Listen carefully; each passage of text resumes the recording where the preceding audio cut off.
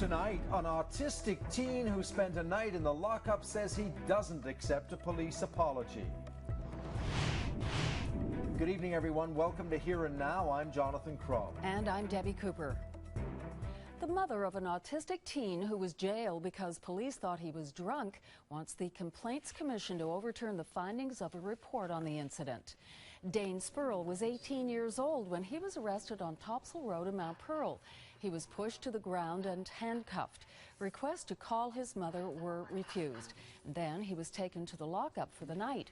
The officers and chief soon apologized and a settlement was paid. But now Dane's mother says she's pressing on because the official police report finds the officers did nothing wrong. And she wants the Police Complaints Commission to overturn that report.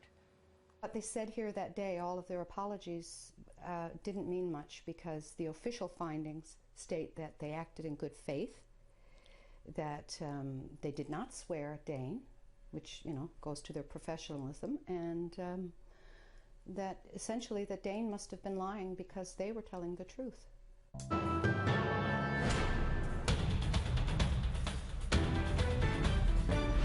Tonight, an autistic teen spends a night in the lockup. Why he's not satisfied with the police apology. He didn't believe that they were sincere right from the beginning. Good evening and welcome to Here and Now. I'm Debbie Cooper. And I'm Jonathan Crow. Well, there was an arrest, an apology, and a settlement, but the case of Dane Spurrell is still not closed. Dane's the young autistic man who was arrested after the RNC thought he was drunk. Dane's mother says now the police are claiming they did nothing wrong. Here and Now's Glenn Deere joins us live outside the city lockup. Glenn?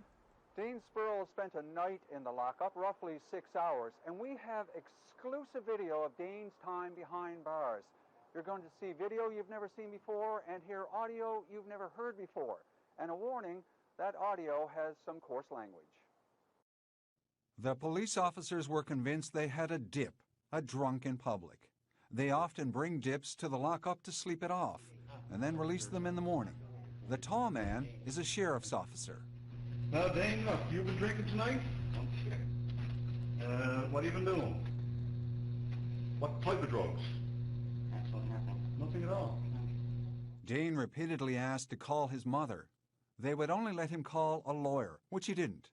Within days, the whole country was horrified to hear that the RNC had arrested an autistic teenager and accused him of being drunk.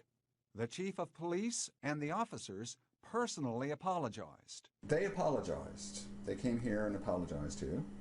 Okay. You don't think they did. Why? Because it all sounded false to me. At the time, Dane's mom was more forgiving. That was until she got an official police report that said the officers acted professionally and in good faith. Yes, it was a slap in the face to come here and, you know, make these verbal apologies and then to, you know, to come back with an official document that nullified those apologies. The report says the officers didn't swear at Dane. This is a radio transmission from the police cruiser to RNC headquarters. Listen carefully. You're going to hear the F word. So Diane Spurrell presses on. All right, let's go. She wants the Police Complaints Commission to overturn the police report and vindicate her son. Diane Spurrell doesn't want anyone fired over this. She says she simply wants the officers to stop and think, to realize that not everyone who looks different is a criminal. Live in St. John's, I'm Glenn Deere for Here and Now. The lawyer for one of the RNC officers involved calls it unfortunate the evidence is being discussed before the officers have a chance to call their witnesses.